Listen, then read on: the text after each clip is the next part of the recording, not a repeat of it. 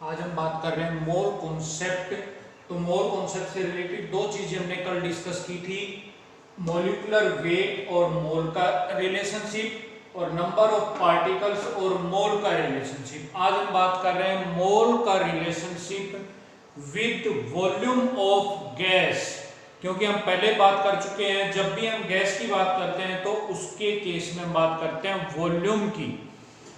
तो यहां पे हमें टर्मिनोलॉजी आती है molar volume, means volume of A 1 mole of A gaseous substance. Gaseous substance के 1 मोल के अंदर किसी भी गैस की वॉल्यूम कितनी होगी। तो यहां पे आगे प्रोसीड करने से पहले मैं कुछ टर्मिनोलॉजी डिस्कस करना चाहूंगा। वॉल्यूम हमारी डिपेंड करती है टेम्परेचर और प्रेशर के साथ। अगर हम टेम्परेचर बढ़ाते हैं तो गैस एक्सपेंड करती है, गैस फैलती है, तो उसकी वॉल्यूम बढ़ जाती है।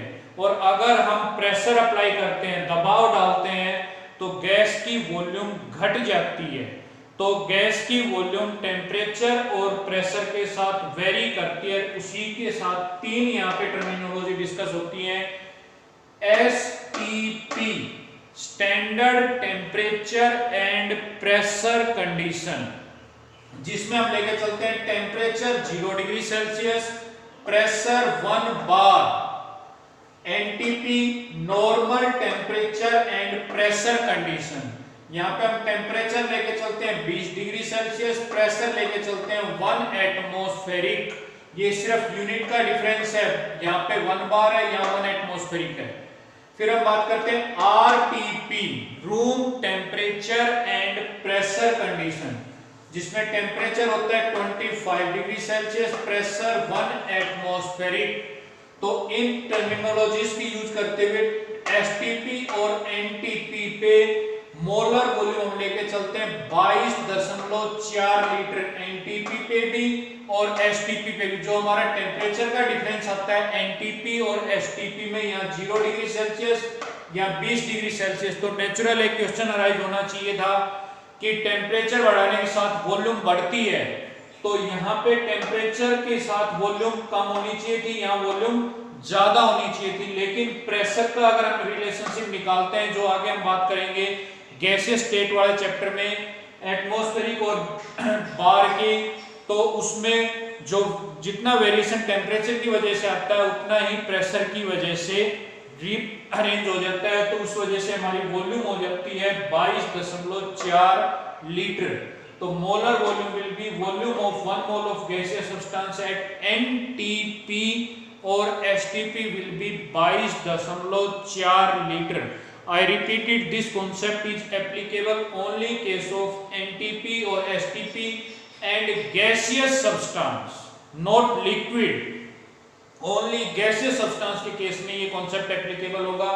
तो यहाँ पे हमारा ये मोल concept को summarize करें तो एक मोल के अंदर अगर वेट की बात की जाए तो सब्सटेंस का वेट मोलिकुलर वेट के बराबर होता है। मतलब मोलिकुलर वेट जितना अगर कंपाउंड का वेट है तो उसके कंपाउंड के अंदर अमाउंट होगी 1 मोल। और अगर एलिमेंट है तो उसका जितना एटॉमिक वेट है उतना अगर वेट है तो वो होगा 1 मोल के इक्वल।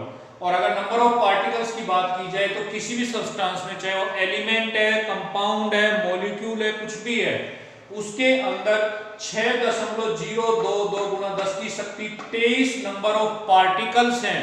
मींस इसी अमाउंट को हम कहते हैं एवोगैड्रो नंबर, जो साइंटिस्ट एवोगैड्रो ने दिया था।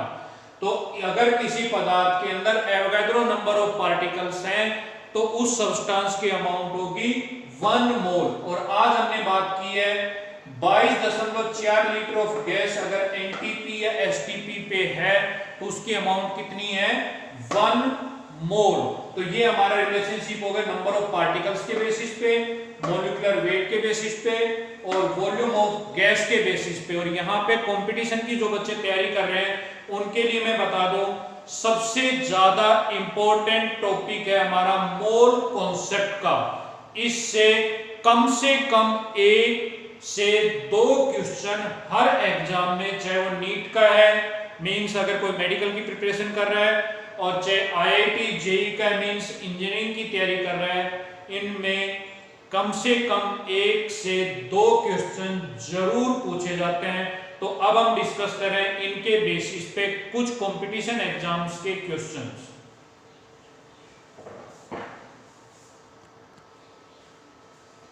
हमारा सबसे पहला क्वेश्चन है the number of atoms in 0.1 mole of try atomic gas. कोई ट्राई एटॉमिक गैस है, मीन एक गैस के मॉलिक्यूल के अंदर 3 एटम है, उसके अंदर 0.1 मोल में कितने नंबर ऑफ एटम्स होंगे। तो यहीं से क्लियर है, ये क्वेश्चन आया हुआ है सीबीएसई पीएमटी 2010 में। तो इसको अगर हम सोल्व करें, 1 मोल में नंबर ऑफ एटम्स हमारे 3 और 0.1 मोल में एटम्स हो जाएंगे 0.3। तो यहां से अगर हम बात करें 1 mole is equal to 6.02 into 10 की पावर 22 मल्टीप्लाई बाय 0.3। तो इसको सोल्व करने पर हमारे पास आंसर आएगा 1.806 इंटू 10 की पावर 23।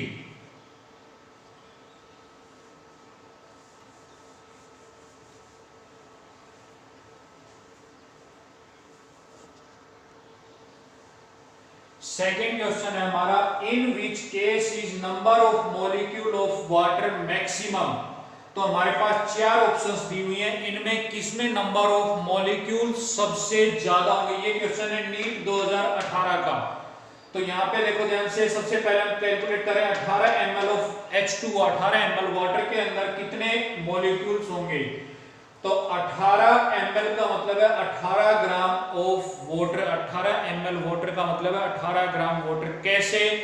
वाटर की डेंसिटी लेते हैं हम 1 ग्राम पर ml, स्टैंडर्ड होती है। तो अगर हम यहां से निकालें 1 ml is equal to 1 gram, so 18 ml is equal to 18 gram. तो यहां से हमारे पास कॉन्सेप्ट आ गया 18 ml is equal to 18 gram of water. और 18 ग्राम ऑफ वाटर के नंबर ऑफ मोल्स होंगे 18 डिवाइड बाय 18, क्योंकि 1 वाटर मॉलिक्यूल में के अंदर मोल्स निकालने के लिए given weight upon molecular weight. Molecular weight water का होगा 16 ऑक्सीजन का 2 हाइड्रोजन, तो 16 और 2 18 मींस 18 बाय 18 1 मोल। और 1 मोल का मतलब Avogadro number of molecules means 6.022 into 10 की पावर 23 मॉलिक्यूल्स। ऐसे ही सेकंड ऑप्शन हमारी 0.18 ग्राम ऑफ H2O, 0.18 ग्राम इसके अंदर मोल्स होंगे divide by 18 1 by 100 moles means इसके अंदर मॉलिक्यूल्स आएंगे हमारे 6.022 into 10 की पावर 21 मॉलिक्यूल्स।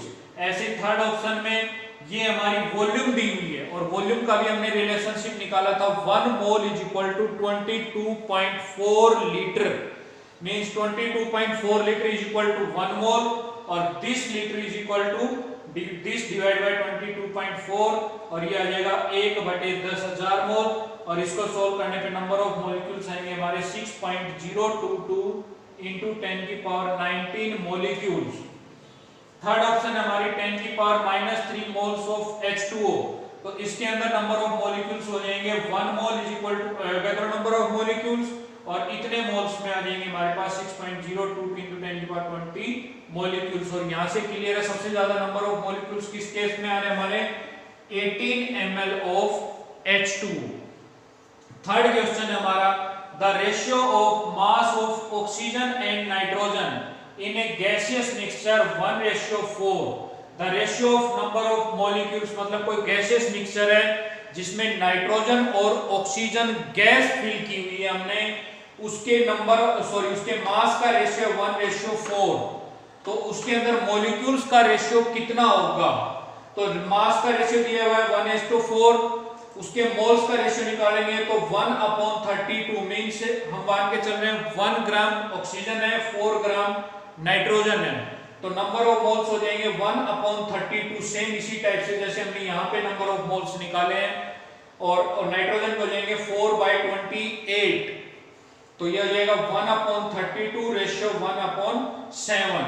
तो यहां से इन कैलकुलेशन से अगर हम ध्यान से देखें, नंबर ऑफ मॉलिक्यूल्स हमारे डायरेक्ट रिलेशनशिप है नंबर ऑफ मोल्स से। जितने नंबर ऑफ मोल्स ज्यादा होंगे तो नंबर ऑफ मॉलिक्यूल्स भी ज्यादा होंगे। अगर हम नंबर ऑफ मोल्स का रेशियो निकाल ले तो नंबर ऑफ मॉलिक्यूल्स का रेशियो सेम आएगा। इसी कॉन्सेप्ट को ध्यान में रखते हुए हमारे पास यहां से आंसर आ जाएगा number of molecules, sorry ratio of number of molecules in oxygen nitrogen is 7:32. This will be our right answer and this is the question of JEE Mains 2014.